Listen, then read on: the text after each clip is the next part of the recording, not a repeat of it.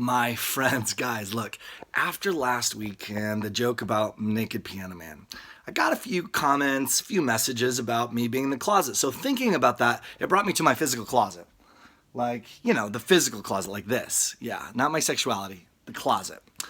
Now, a couple of months ago, a good friend of mine told me about a process that she uses, which is every 90 days, she changes her entire wardrobe. Now, a wardrobe doesn't look like this, right? It's not all this stuff. All this stuff. That could be like a few pairs of jeans, a few shirts, a couple dresses. For her, not for me, obviously. For me, it could be a few cheap choice items. Like I'm not going to get rid of the custom suits, but the things that you wear on a consistent basis. And that's so that you have the opportunity to grow into who you are next. When we have all of this stuff, we tend to stay stuck.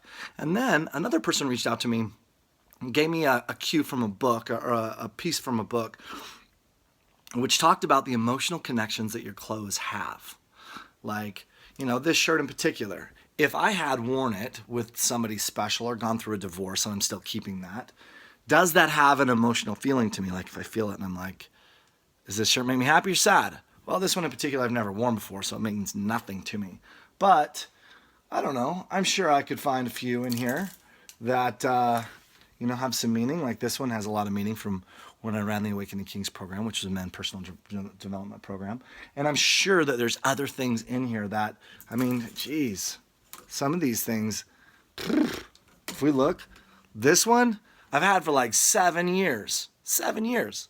Do you think I'm ever going to wear it? No. Do you think somebody else could use it? Yes.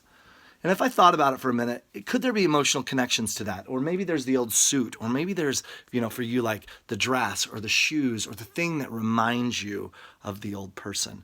And so clothes have meanings and feelings because we give it to them, right? It's not a real object, but yet we give them feeling when we look at that and we're nostalgic and we're like, oh, I wore this on my trip with so-and-so. I did this one thing with that. And yet if that relationship has evolved or no longer in existence, or it brings you back to an experience of pain, should you be holding that in your closet, forcing you to look at it all the time? No. So today, I'm actually going to go through my closet, physically go through the closet, and take a look. And, have I worn this in a while? Is this something I'm going to wear in the next 60 to 90 days?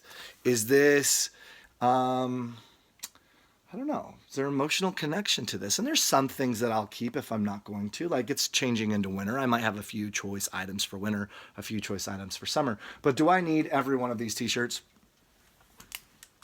No. And do they have feelings? Possibly. I'm going to go find out. Same with these other shirts, these things in the back, and all of these, shoes everywhere, shoes everywhere, shoes everywhere. Cowboy hats I'm keeping. I'm not getting rid of those. I have good feelings about those hats, so they're staying. Yeah. So, are you holding anything in your closet physically? Like physically, is there something when you look at it that's holding you back from moving on? I don't know the answer for you, but I hope you find out. I'll talk to you soon. I'll probably even let you know how this goes.